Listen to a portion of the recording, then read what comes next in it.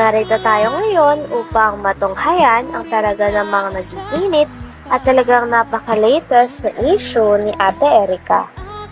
Sa pagpapatuloy ng ating istorya, pangit daw talaga ang ugali na ipinakita ni Ate Erica pati na rin ang kanyang ate na si Sheila May.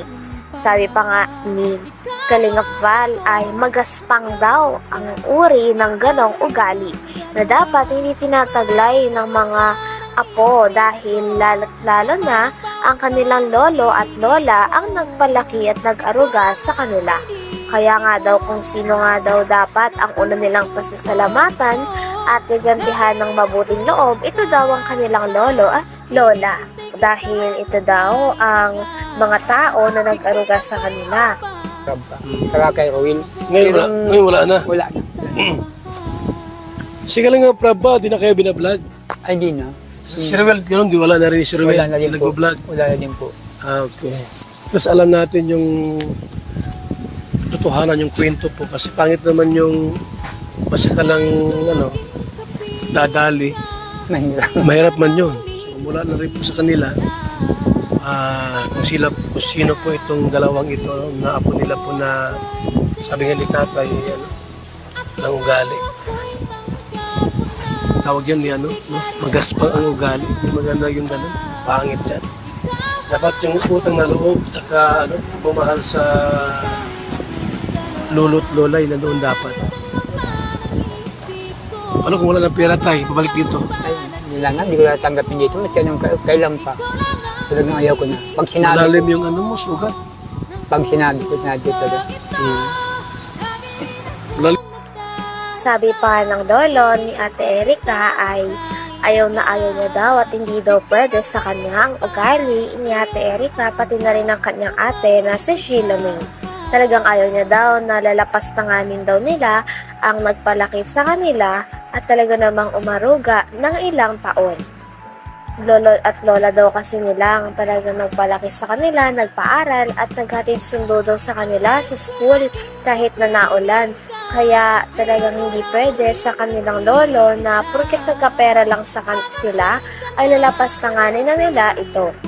Wala nga daw siyang pakis sa pera nila Ate Erica, ngunit ang sa kanya lang ay ang ugali talaga ang dapat nilang ayusin sapagkat dapat hindi nila ginaganon tratuhin ang mga taong nagpalaki at nag-aruga sa kanila ng maayos ng bata pa sila. Yes, kaya pumunta kami dito at makausap din po namin kayo para alam namin yung mga dahilan. Salamat po para Yamutay at nalaman ninyo para malinis yung ginagawa nilang kasinungalingan sa amin. Alam din po ninyo. Sakalit tayo na pumunta sa akin sila Mi at magpa-vlog din at sumagot. Oo. Ay, hindi po yung sasagot sa akin. Yung ipagpaliwanag din sa akin, Ay, bahala po sila magpapaliwan sila. Bahala po kayo. basta wag lang magsinungaling. Yung totoo lang. Yung totoo lang. No, di ba? Yung totoo lang. Yung totoo lang gawin nila. Pero pag si lolo na nga niya pinaharap kasi hindi sila makaharap sa kalasay sir. Wala silang paghiharap. Kasi wala naman silang ibabato pa kung anong kasinungaling ang gagawin nila eh. So, yan po mga kalinga, paliwanag po na mula po sa kanila. Yung kwento po hindi mula sa akin yan, mula kina Lolo. Kwento pa nga ng lolo ni Ate Erica ay talagang lalo pang sumama ang kanyang loob sapagkat nung nasa ospital daw sila nung bagong taon dahil may sakit nga ang kanilang lola, ay pagdating nila sa bahay at pag-uwi nila ay wala na daw tao sa kanilang bahay at parang napakadilim na. Talagang hindi daw nagpaalam si Ate Erica pati na rin ang ate niya na si Sheila May na alis na o bubukod na sila sa bago nilang bahay. Wala talaga silang paalam o pasabi sa mga tao na nag-araga sa kanila at kumupkup sa kanila ng ilang taon. Kaya naman napakalaki nga ng galit ng lolo nila sa kanilang dalawa dahil nagawa daw nilang lapastanganin ng mga tao na nag-alaga sa kanila at nag-aruga. Bato pa kung anong kasinungaling ang gagawin nila eh. So, Yan po mga kalinga, paliwanag po na mula po sa kanila. Yung kwento po hindi mula sa akin yan. Mula kina Lulo at tita niya po mga kalinga. So, liwanag po sa atin na kung bakit po binawi ni John A. Yung pera po sana, pampabahay po nila. Kasi gusto nila yung masulo. Sila ang mga budget.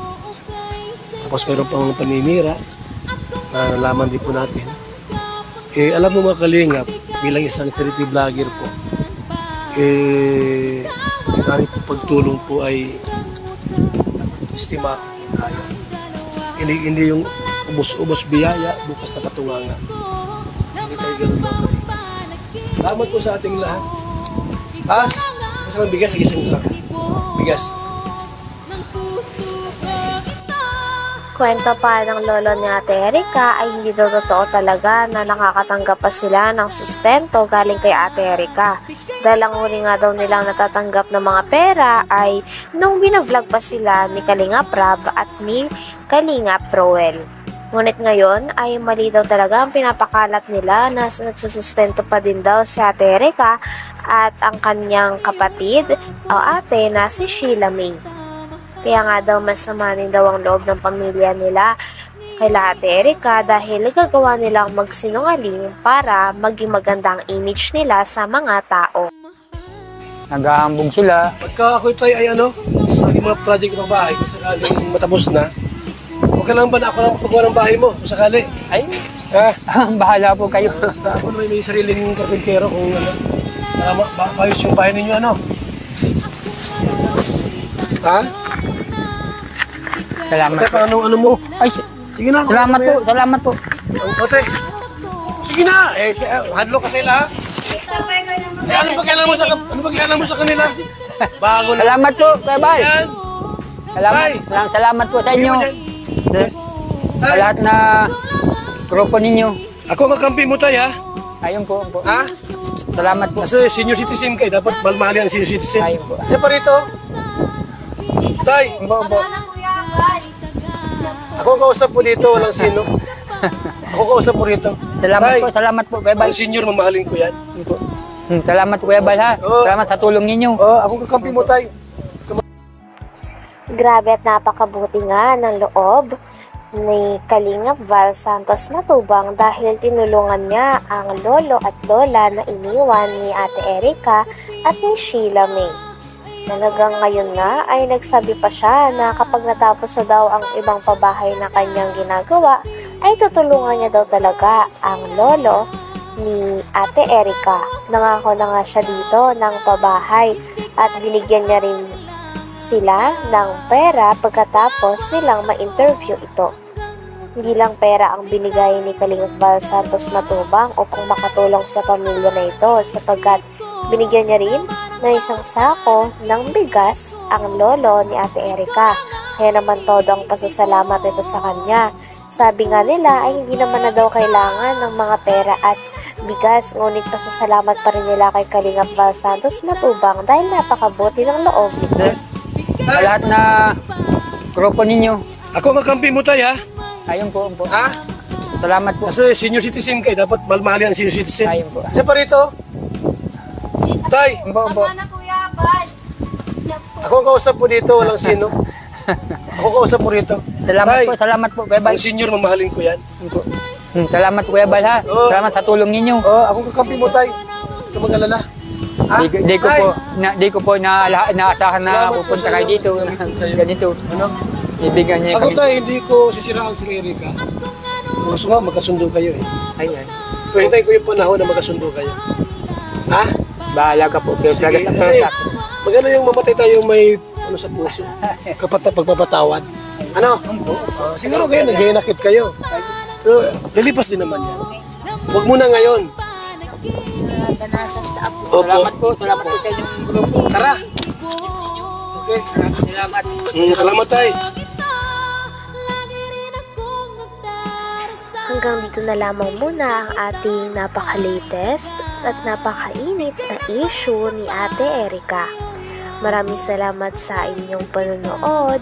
Hanggang sa muli. Bye!